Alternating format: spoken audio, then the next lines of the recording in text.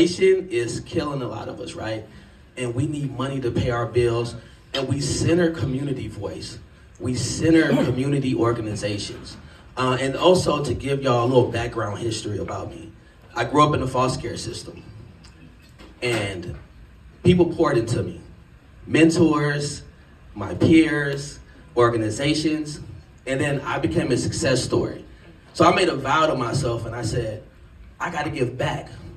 So I started working with foster youth and working with youth in probation, and that led to me working in the social justice field and landed me here today working with Jim Becker and Estella Nunez with RCF Connects. Yeah. You were the talkers, I was gonna let you go. So Zimbabwe came into this work maybe about a month ago, so he's fairly new. Tell us, just from the short time that you've been with us, what has been most impactful from a narrative change perspective in the work that you do?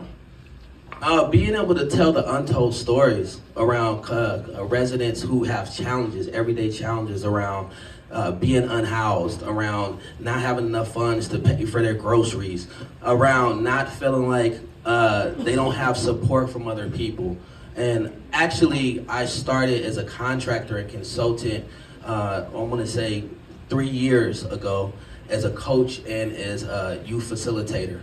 And so when I came into the work, my goal was to pour into the young people, allow them to be in a space of leadership. So one of the biggest things is allowing people to have the shared power, right? Community members, young people.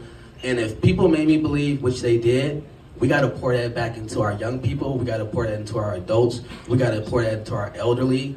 And there can't be a disconnect. It can be multi-generational, and we have to support that. Thank you. Thank you, yeah. What would you say, let's backtrack a little bit. Tell us how you define narrative change in your work and why you think it's important.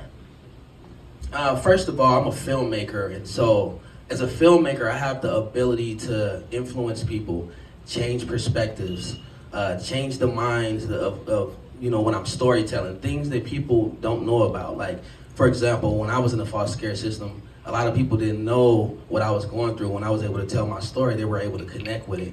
And so for me to create platforms for other people to storytell is very important, because you get to change the minds and you get to motivate people and give people a sense of hope. Now, one of the things that we all have in common in this room is that we're connected. We're all connected, and we're going through a challenging time right now. We all know what's going on, but we're connected and we're in it for the fight. So narrative change connects that piece of giving people that sense of hope, allowing people to tell their stories, empowering them to speak up and amplify their voices in spaces where they don't feel heard. Thank you, nice. Anything, I know you've been with us for a short time. What do you think is the most promising aspect of the legacy of Mobility Labs in your community? Oh my God. Learning, action, and bets, right? Taking the risk. That's what Mobility Labs represents, taking the risk. When you take risk, right? For example, I'm gonna say this and be clear and be transparent. I'm afraid of turbulence on the plane, right? But we take risk every day when we get up. And Mobility Lab take risk in funding organizations to support communities, right? And so taking the risk is the most, that's what stands out to me. Thank you. Thank you. Thank you. Round of applause for